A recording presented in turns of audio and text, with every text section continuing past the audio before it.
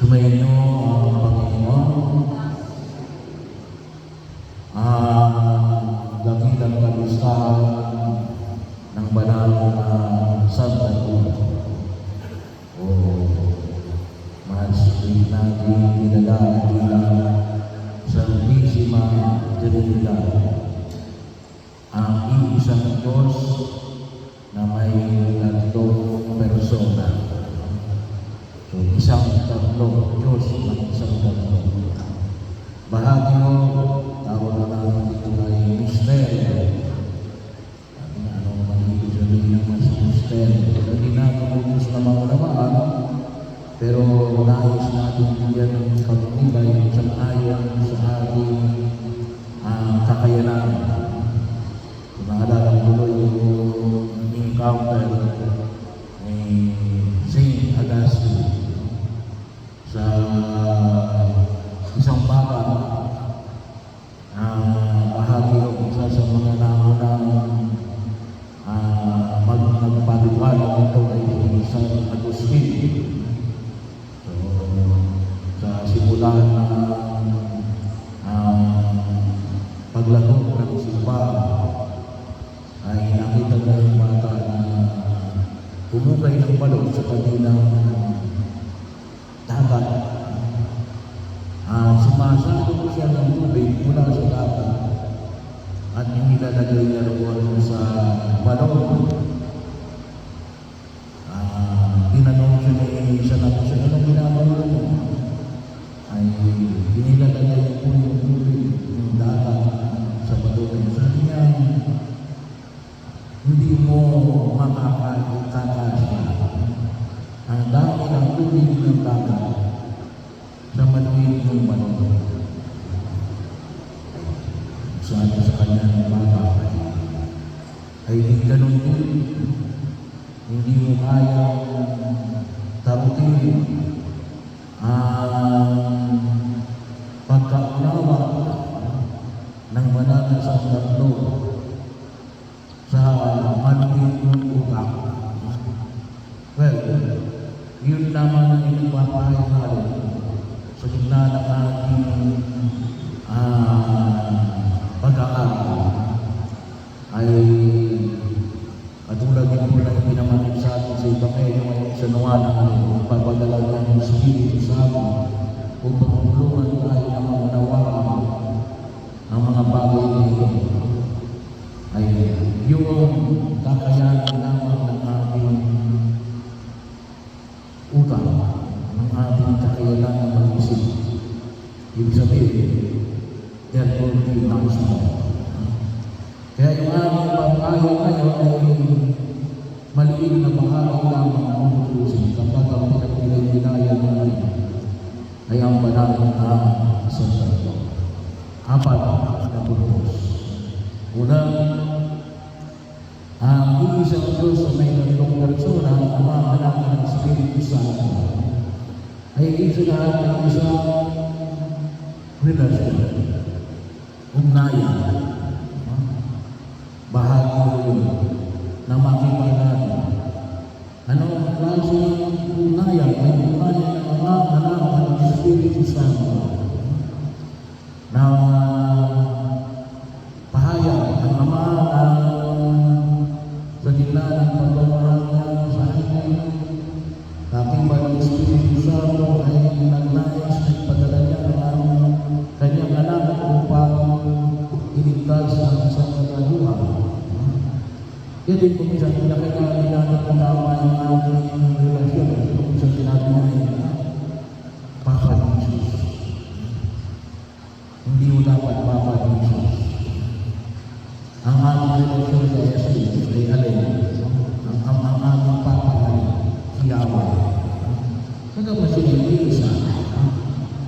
Pero kasi nga, maglayan ang talagang Papa ay Yahweh o si Jehovah o si Elohim, no?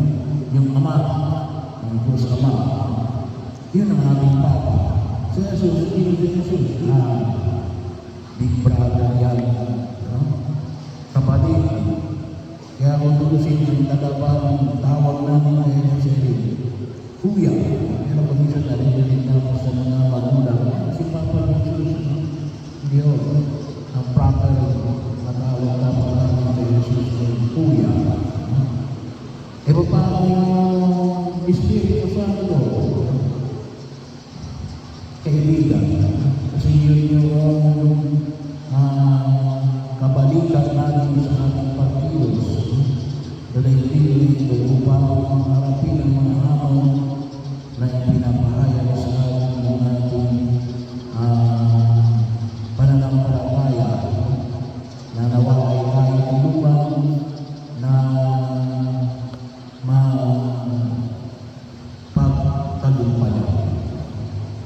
Pero ito, mahali na sana po ay magunawa ka natin ay kaibigan. Pero ano yung kanilang relationship na kapatid sa amin?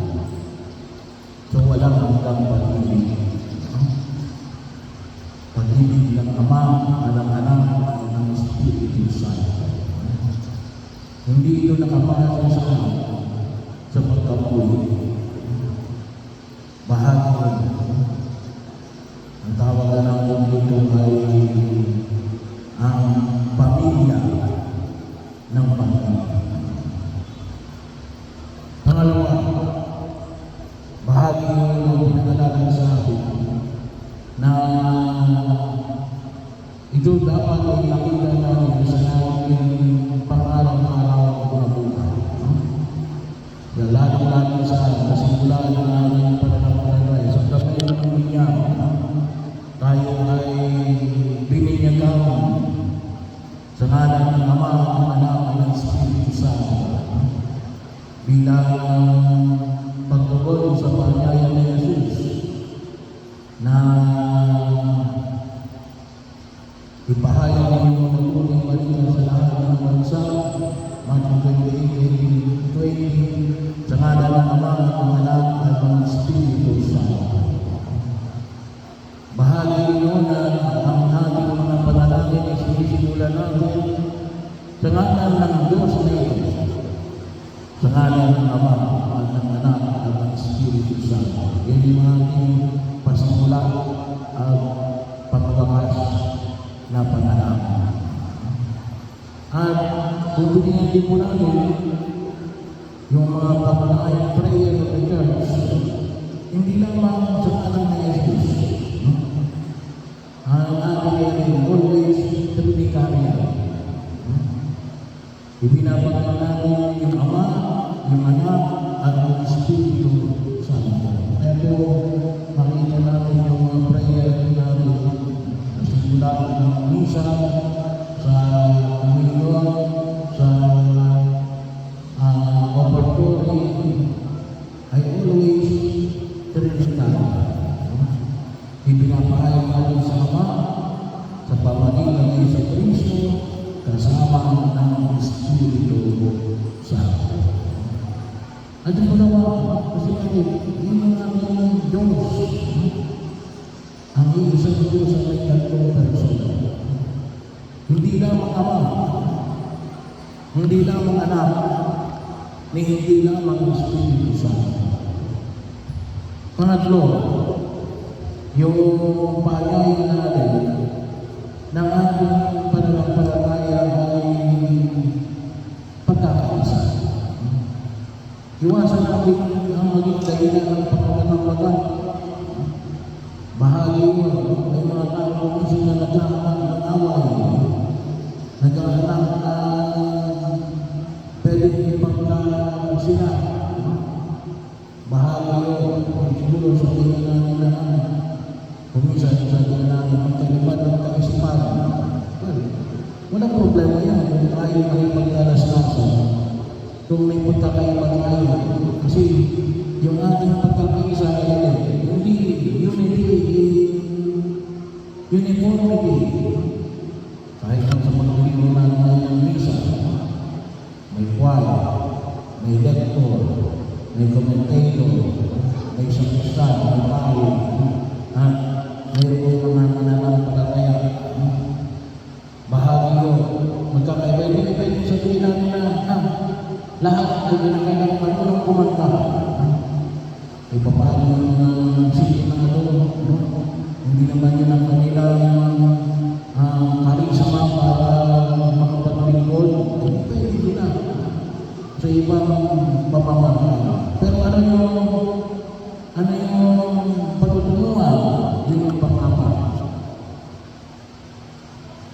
It is a mystery not to be solved, but to worship. Kinakailangan doon sa pagsamba. Kinakailangan doon papasok. Kinakailangan yung pagbabae ng mga tibig-tibig upang sambahin ang ating Diyos, ang isang Diyos na may nagtong persona. Kaya napakalaga ko yung bahagi ng pagkilos natin na ito ay umangkong sa pagkilos na maipakita natin na ito ang Diyos na kinikilala natin. At ito ang Diyos na ating paglilingkuran dahil ito ang ating Diyos na ating sinasamba. Bahagi bago patagalaron. Kaya kahit ano yung ginagampanan namin, ano yung pinakamisyon, nakakayo ay sa mga yun ang mahalaga na makita natin. At makita din natin ang ang na ito ay higit sa lahat na alin, tutulong sa atin upang lumalim tayo sa kanyang pag-ibig at pagkakaisa. Kaya ano yung mga pagkilos na huwag makikita natin ay maliwanag ang pagkakaan ng ating Diyos at ang ating simbahan nito. Yun yung pagkakaisa. Kinakailangan natin ang tunay na pagkilala sa Diyos na ito. Nang sa kanya din, mabigyan natin ng papuri at pagkapanta. Kaya po kaya po sa lumang iba, ang istorya ng mga Hudyo, ng mga Israelita, kung bakit nila gusto makaalis sa Israel para sila ay malayang makasama sa Diyos. Sana po magpasalamat tayo kasi tayo ay malayang nakapaglilingkod sa may kapal. Nakapagsisipa. Wala akong pamigil sa amin. Hindi mo katulad sa ibang bansa. Halimbawa na lang sa Vietnam. Hindi ka pwede magposisyon sa Vietnam. Hindi ka pwede magposisyon. Kung hulihin ka ng polis. Bahagi may mga lugar na rin. Hindi tayo malayang makasama. Pero dito, malayang tayo makasama. Kaya tayo na lamang ang hindi gumagawa ng pamamaraan na nawa makasama tayo. Makasama tayo. Lalo na pagkakaroon dito at piyesta. Kaya gawin yung tulong natin sa napalampalan. Naway lumamang tayo sa pag-ibig na nag-aanap ibig sa lahat upang maging tanda ng pagkakaisa. Hindi ng pagkakaisa. Lalo-lalo na sa lahat upang purihin ang panagalan sa pahin ng Diyos na kinikilala ang iisang Diyos na may tatlong